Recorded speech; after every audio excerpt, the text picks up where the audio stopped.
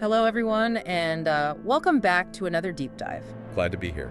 We have something a little different for you today. We do. Usually, we are tearing apart these really complex reports or long articles, but today, we're zooming in. Weigh in. Yeah, way in. We are looking at just a single snapshot of a digital screen. It's a really fascinating exercise, actually, because we often scroll past hundreds of words every day on our phones and laptops. Oh, absolutely. Thousands of words. Right, and we do it without really reading them.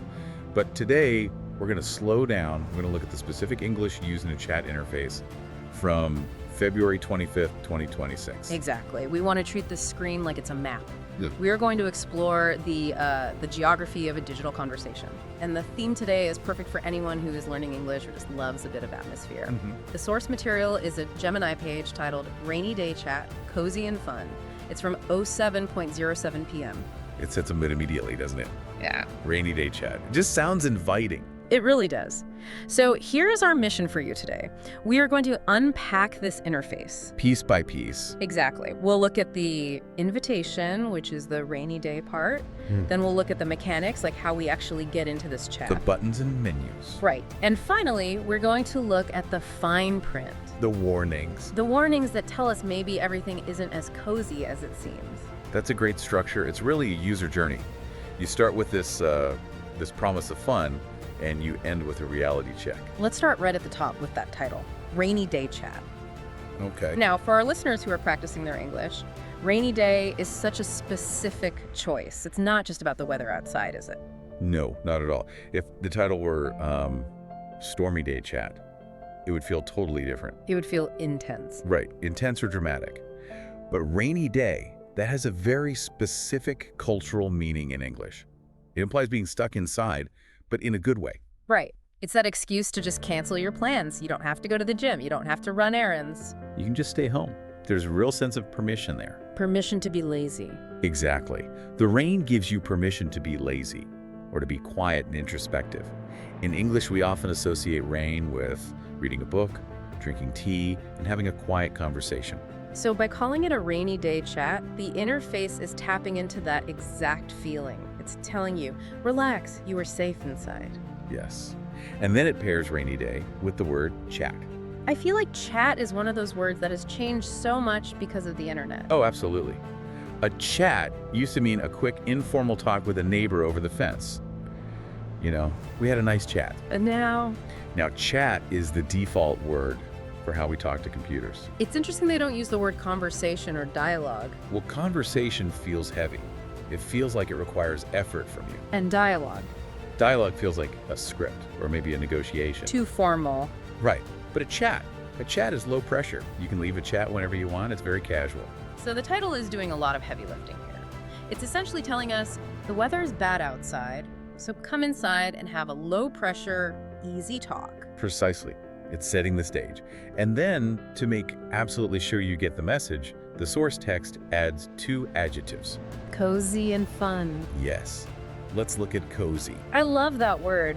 It is probably one of the most popular words in modern marketing, isn't it? It's everywhere right now. In English, cozy is all about physical comfort. It's about warmth. It's basically the opposite of cold, hard technology. And that's the irony, isn't it? Yeah, we are looking at a screen, a piece of glass and metal. It's literally cold, but the text is telling us it's cozy. That is the ultimate goal of UX writing, or user experience writing. They were trying to bridge the gap between the cold machine and the human user. They want you to feel good. They use a word like cozy to make you feel like you were curling up with a soft blanket, even if you were just staring at a phone on a train. And then the second word, fun. Cozy and fun. Fun is the promise of entertainment. It tells the user that this isn't work. It's not a spreadsheet. Right, this isn't a productivity tool right now. It is a toy. So we have this lovely invitation. The interface is basically offering us a warm hug and a game on a rainy afternoon. That is the front door of this experience. But now we have to actually enter the room. Let's do it. If we look down a little bit in the source text, we see the mechanics of the page. Right. We see the platform name. It says Gemini Direct Access to Google AI. Let's stop on that phrase, direct access. That is slightly more technical English. It definitely sounds a bit more serious than cozy, doesn't it? Direct access. It does. It sounds exclusive. Like a VIP pass. Exactly. Direct means there are no middle steps. It implies speed and power. If you have direct access to the boss, you are an important person. So it makes the user feel special. I have direct access to the AI. Yes. And then right below that, we have the gatekeeper. The button that says sign in. Sign in. We see this 1,000 times a day.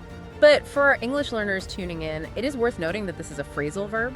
Yes, it is. A verb combined with a preposition. You might see a login or Sign on. They all mean the exact same thing. Identify yourself. crossing the threshold. Right. You cannot have the cozy chat until you obey the command to sign in.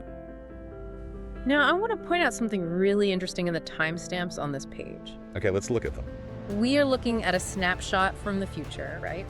February 25th, 2026. A rainy Wednesday in 2026. But look at the text right next to the date. It says created with, and then there are Chinese characters, and then the date. Ah, yes. The characters are Sigma. What does that mean? In Chinese, that means thinking or reflection. That is fascinating. Why would an English interface have Chinese characters for thinking right there on the screen? Well, it gives us a hint about the technology. It suggests that this AI model is truly global. So it's not just an English brain. Exactly. Maybe the processing happened on a server where that language was dominant, or the thinking module naturally uses that script. But it breaks the immersion a little bit, doesn't it? It totally does. It reminds you that this isn't just a magic, cozy friend sitting in the room with you. No, it's a complex global machine that is thinking in multiple languages. And look at the times, too. The text says it was created at 06:45 p.m., Okay. but then it says published at 07:07 p.m. Oh, good catch. That is a 22-minute gap. What happened in those 22 minutes? That's a great question. Maybe the user was just staring at the screen. Or maybe they were hesitating, trying to think of what to say? Or maybe they were editing. Remember, this is supposed to be a chat. Right. In a real rainy day chat with a human friend, you just talk. You don't wait 22 minutes to publish your sentence. That is a really great point. The word published makes it feel formal again. You publish a book, Yep. you publish an article. Do you publish a chat? Yeah. In this interface, apparently you do, so we have this weird tension building up. Very much so. It's called a chat, which is casual. But the mechanics we just looked at, direct access, sign in, published, those are actually quite formal and structured. It's like the interface is trying to be two things at once. It wants to be your best friend, but it's also a rigid computer system. And that tension gets even louder when we look at the very bottom of the page. This is where the mood shifts completely. Ah, yes. The fine print. We go from cozy and fun at the top to, well, let's read it. It says Gemini may display inaccurate info, including about people, so double check its responses. This is the reality check. The legal team has officially entered the room. Let's look at that word inaccurate for a second. That is a very polite way of saying wrong, isn't it? It is extremely polite. Well, Inaccurate means not exact. It suggests a simple mistake, an error. it sounds scientific. Exactly. If they said, Gemini might lie to you, that would be way too emotional for an interface. Inaccurate feels clean and clinical. But think about that word in the context of the title. Okay. Imagine you are having a cozy chat with a friend on a rainy day. You're drinking tea, you're completely relaxed, Sounds nice. and then your friend suddenly looks at you and says, by the way, everything I say might be inaccurate. It would ruin the mood immediately. You wouldn't feel cozy anymore. Not at all. You would feel suspicious. You'd be on guard. And then the interface gives us a direct command. It says, double check its responses. Double check. This is a great compound verb for our learners today. It really is. To check is to look at something. But to double check. To double check is to verify, to look twice. It implies that the first look isn't enough. You cannot trust your own eyes. It completely puts the responsibility on the user. The interface is essentially saying, hey, we are providing the fun, but you have to provide the truth. That is a heavy burden for a fun chat, It is. and it gets a bit darker. The next sentence in the fine print says, this content was created by another person.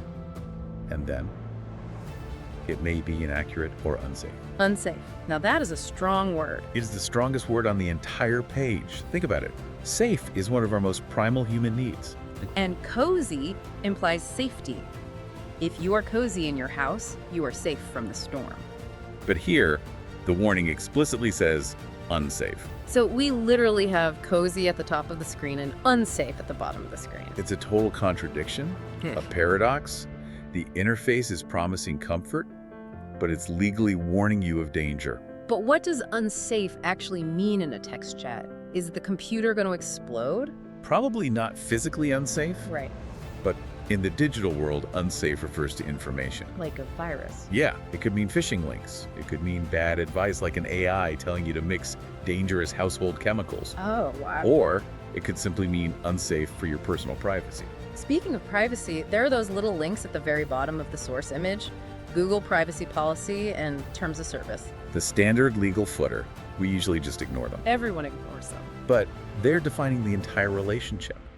The privacy policy explains what they do with your secrets. The terms of service explains the rules of the game you're playing. It is interesting that these are literally the smallest words on the page. Always. The cozy promise is in big, bold, friendly letters. The unsafe warning is in small, gray letters. That's no accident. Not at all.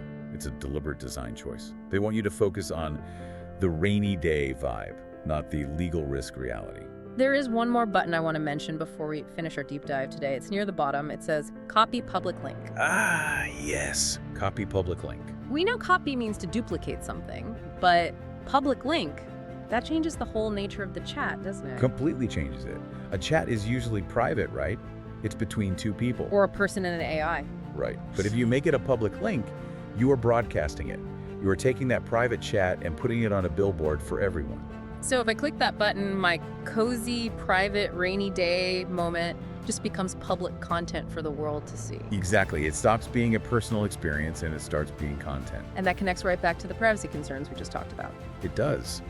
The interface makes it very easy to share your chat, but warns you in tiny letters that it might be unsafe. It is a bit of a mixed message, Maze. It really is. And I think for English learners, this is such a valuable lesson today. How so? Well, when you navigate the English web, you have to read between the lines. You have to understand the register, the level of formality in the language. Right. You have the casual register, words like chat, cozy, fun. That is the marketing voice trying to be your friend. Then you have the technical register. Words like sign in, direct access, published. That is the functional voice of the machine. And finally, the legal register. Inaccurate, unsafe, policy. That is the protective voice of the lawyers. Mastering English means knowing which voice you are listening to at any given moment. Because if you only listen to the marketing voice, you might get into trouble. And if you only listen to the legal voice, you might be too scared to ever click start. You need to balance them, just like we balance the cold rain outside with the coziness inside. That is a beautiful way to put it. Well, let's wrap this up. We have taken a long journey through just one single screen today. A screen from February 2026. We started with the mood, the rainy day. We looked at the promise, the cozy and fun experience. We hit the digital barriers, the sign-in, and the thinking delay. And we ended with the warning label, the unsafe reality. It is a lot of drama for one single page. It really is. And I think the big takeaway for you, our listeners, is to look closer. When you see an English interface, don't just click the blue button. Read the words. Look for the contradictions. Ask yourself, why did they choose this specific word? What are they promising me? And what are they hiding in the small print? That is where the real deep dive happens. And it happens every single time you open your browser. Absolutely. And remember, even if the screen tells you it's cozy, always remember that little English command we learned today. Double check. Double check. Words to live by. Indeed. Before we go, I want to leave you with a thought. We talked a lot today about how cozy is a feeling of safety and warmth. Right. And we talked about how unsafe is a clear warning of danger. Yeah. So if we spend more and more of our time having these cozy chats with machines that are legally unsafe, does that change what the word cozy even means to us? Wow. Can you really be cozy with something that might lie to you? That is a question that will definitely stay with me. Is it real comfort or just a simulation of comfort? Something for you to ponder on your next rainy day. Thank you so much for joining us on this deep dive into the English of the future. It was a pleasure. Keep reading, everyone. See you next time.